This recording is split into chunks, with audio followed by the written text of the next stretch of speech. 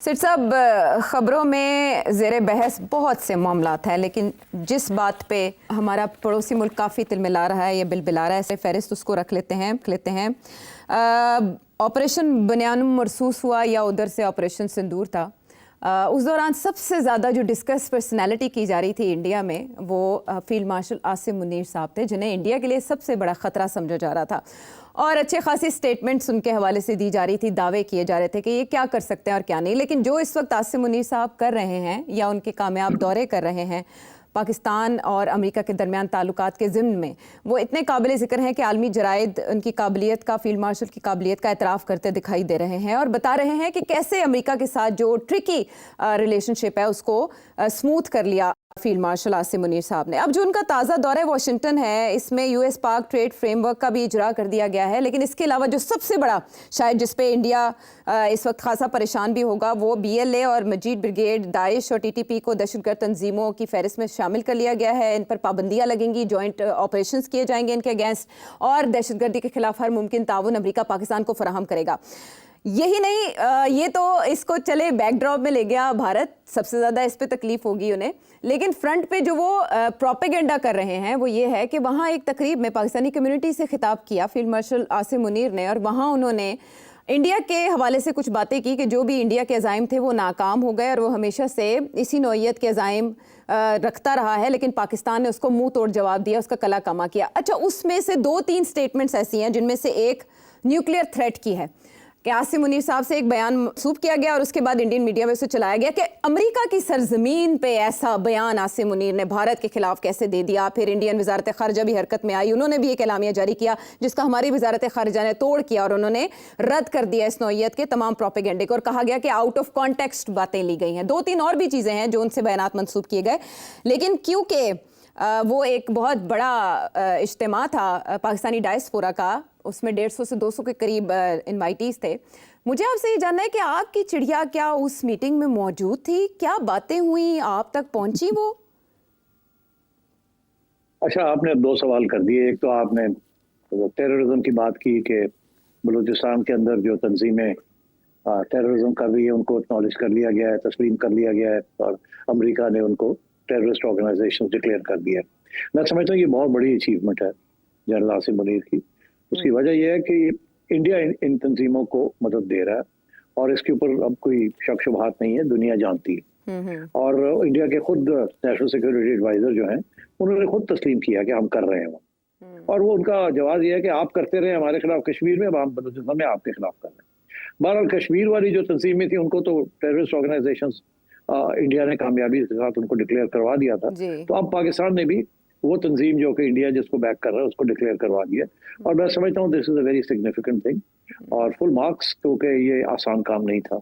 Because इस वक्त कांग्रेस के अंदर भी और वैसे भी वहाँ MIT है जो कि बलूचिस्तान की आज़ादी की बात करते हैं, सिसेशन की बात करते हैं और तो इसलिए सबसे जो प्रीमियर लीग पार्टी है या ग्रुप है जो कि आज़ादी और सिसेशन की बात करता है उसको टेररिस्ट ऑर्गेनाइजेशन करार दे दिया अमेरिका के अंदर और अमेरिका ने, तो मैं समझता हूँ this is a very big achievement bye general Asim and दाद देनी चाहिए, वेल डन। नंबर 2, अब आपने दूसरी बात कही कि एक इवेंट था, एक सेरेमनी थी फ्लोरिडा के अंदर जहाँ जनरल साहब बात कर रहे थे, कुछ 150-200 लोग थे वहाँ जी। और वहाँ उन्होंने लंबी चौड़ी बातें की, जिनमें से एक बात जो थी जिसके ऊपर इंडिया ने वहाँ इंडिया में शोर पड़ गया और बड़ी तनकीद हो रही है, वो ये कि उन्होंने कहा था कि अगर हमारी कोई एग्जिस्टेंशियल थ्रेट हो, अगर हमें हमारे ऊपर ऐसे लगे कि आप हावी हो रहे हैं, आप चढ़ाई कर दी आपने, तो फिर हम अगर हमें ये पता चले कि हम नीचे हम जा रहे हैं, उड़ रहे हैं, तो फिर हम आपको साथ ले चलेंगे। तो अब बात यह है, इसके ऊपर बड़ा शोर पड़ गया कि जी आपने न्यूक्लियर थ्रेट दे दिया इंडिया को और आपने अमेरिका में बैठ के इस किस्म की बात की है, सो ऑन, तो बड़ा शोर पड़ा। अच्छा, अब मैं देख रहा था कि पाकिस्तान के अंदर क्योंकि मैं जानता हूँ किस तरीके से इंफॉर्मेशन दी जाती है और एडवाइस दी जाती है, तो मैं देख रहा हूँ कि फॉरेन ऑफिस भी और कुछ हमारे एंकर दोस्त भी शुरू हो गए हैं कि जी ये आउट ऑफ कॉन्टेक्स्ट ले लिया गया, ऐसी बात तो नहीं कही उन्होंने, कोई न्यूक्लियर बात तो नहीं कही, वगैरह वगैरह वगैरह। कुछ डिफेंस में कि इंडिया जो है आउट ऑफ कॉन्टेक्स्ट बात कर रहा है, हमें बदनाम करने की कोशिश कर रहा है। तो एक किस्म की समझे आप कि थोड़ी सी बैक स्लाइडिंग नजर आ रही। अच्छा, मेरा मौकफ इससे बिल्कुल फर्क है। मैं दो बातें, अब आपकी बात जो है ना उसको मैं आगे बढ़ाता हूँ। आपने कहा मेरी चिड़िया थी वहां की नहीं, जी बिल्कुल चिड़िया थी, और चिड़िया ने blow by blow, sentence by sentence पूरी रिपोर्टिंग की है मुझे, और जैसे समझे मेरे सामने बैठ के की है। तो इसलिए what I am going to say now is 100%, और वो बड़ी रिलायबल चिड़िया है। तो मैंने उनसे मोटी मोटी बातें ही पूछी। उन्होंने एक और बात भी कही जो शायद इस वक्त इतनी हेडलाइंस यहाँ नहीं बनी, वो ये कि अगर आप हमारा डैम्स बना के हमारा पानी वानी रोकने की कोशिश करेंगे तो हम एक नहीं 10 मिसाइल मारेंगे और आपको उड़ा देंगे, आपके डैम को, और फिक्र ना करें हमारे पास बहुत सी मिसाइल है। जी। आपको याद होगा आयशा कि मैंने जैसे ही करण थापर ने मेरी इंटरव्यू की थी पहली बारी, जी। जब ये सारा मामला शुरू हुआ था, तो उसमें आखिर में मुझे उसने पूछा कि क्या तो आपका ख्याल है पाकिस्तान जो है वो न्यूक्लियर वेपन्स इस्तेमाल कर सकता है अगर इंडिया पाकिस्तान की कॉन्फ्लिक्ट हो? आपको याद होगा। तो मैंने उससे ये कहा था, हाँ 3 सूरतें हैं जिसमें पाकिस्तान सोच सकता है कि वो न्यूक्लियर वेपन्स इस्तेमाल करें। जी। एक सूरत ये है कि आप हमारी कराची के नेवल ब्लॉकेट कर दें और आना सामान को आने जाने से रोक दिया जाए, तो which will create a very big problem for us, existential issue बन जाएगा। दूसरा ये कि आपकी फौजें जो है वो इस हद तक पाकिस्तान के अंदर आ जाएं कि ऐसे लगे कि कराची और लाहौर और साउथ और नॉर्थ को काट दिया और पाकिस्तान को तोड़ने का पूरा मंसूबा भी तैयार है और बन भी रहा है, तो we will use nuclear weapons. और अपने सॉइल के ऊपर, अपनी जमीन के ऊपर ही आपके खिलाफ न्यूक्लियर वेपन्स इस्तेमाल करके, टैक्टिकल न्यूक्लियर वेपन्स करके आपको उड़ा देंगे। और तीसरी बात यह कि अगर आपने हमारा पानी रोकने की कोशिश की, और पानी हमारा क्योंकि उसकी वही सारी सिविलाइजेशन ही, इंडस वैली की जो सिविलाइजेशन है वो पानी पे डिपेंड करती है, और अगर आपने ऐसे किया तो हम न्यूक्लियर वेपन्स इस्तेमाल करेंगे टू डिफेंड आवरसेल्व्स। तो उसने मुझे कहा कि, आपको याद होगा करण ने मुझे कहा कि एक्चुअली आप करेंगे, तो उसके ऊपर फिर मैंने जवाब ये दिया, मैंने कहा ये मेरा मौकफ है कि ये ऐसे हमारी सोच है, और ये सोच सही है, बिकॉज हमने ये न्यूक्लियर वेपन्स फुलझड़ी के या दिवाली के लिए तो नहीं किए थे ना हम। तो इसलिए ये डिटेरेंस है, और ये समझ भी आनी चाहिए आपको। हमें किसी किस्म की शर्मिंदगी नहीं होनी चाहिए इस चीज के ऊपर। अगर हमारी जान और जिंदगी इस मुल्क की दाव पे है और इंडिया अगर इस किस्म की हरकत करेगा तो वील यूज न्यूक्लियर वेपन्स ऐसी की तैसी। और यही हमारी सोच है और यही हमारी स्ट्रेटेजिक थिंकिंग है जिसके पीछे हमने ये सारे अपने डिटेरेंस क्रिएट किया। सो मैं तो बिल्कुल डिफेंसिव नहीं हूँ इस चीज के ऊपर। लेकिन सेठी साहब, जो इंडियन मीडिया है वो ये कह रहा है कि इस बयान के बाद अब वक्त आ गया है कि पाकिस्तान की न्यूक्लियर सलाहियत को सल्ब कर लिया जाए, क्लिप कर दिया जाए न्यूक्लियर कैपेबिलिटी को। असल में इस बयान को बहाने के तौर पर इस्तेमाल किया जा रहा है। नहीं, वो फर्क नहीं पड़ता ना, कर नहीं सकते, इनके बस की बात नहीं है, किसी के बस की बात नहीं है कि आप पाकिस्तान का न्यूक्लियर प्रोग्राम को टेक आउट कर लें। बड़े सेफगार्ड्स हैं हमारे पास, and we know how to protect the nuclear programme. तो ये वो ईरान के न्यूक्लियर प्रोग्राम को नहीं रोक सके, तो आपका ख्याल है हमारे तो डेवलप्ड वेपन सिस्टम्स है, सारा कुछ है, तो ये ये ऐसे नहीं हो सकता।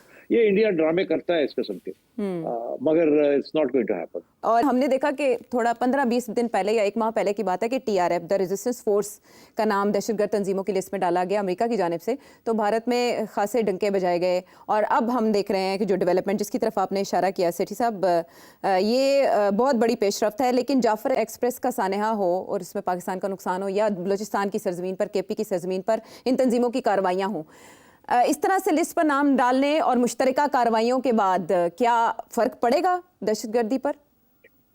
नहीं, देखिए मैं समझता हूँ कि अब क्योंकि डिक्लेरेशन हो गई है, अब अगर इसके बाद पाकिस्तान की अफवाज जो है किनेटिक ऑपरेशंस करती है, मिलिट्री ऑपरेशंस करती है across the line in Afghanistan, तो मेरा ख्याल है उसके लिए जस्टिफिकेशन तो मिल जाएगी।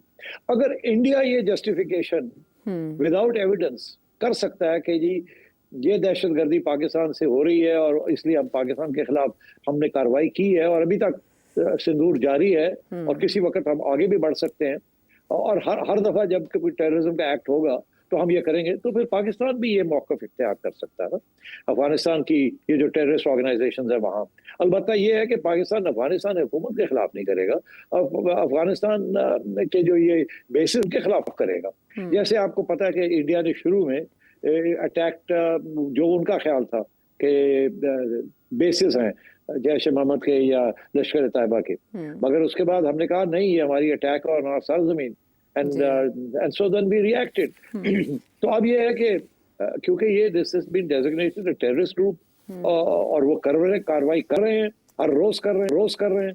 तो आई थिंक इसके लिए पाकिस्तान को भी जस्टिफिकेशन मिल जाती है to carry out counter strikes against these terrorist groups whether inside Pakistan और इन अफगानिस्तान।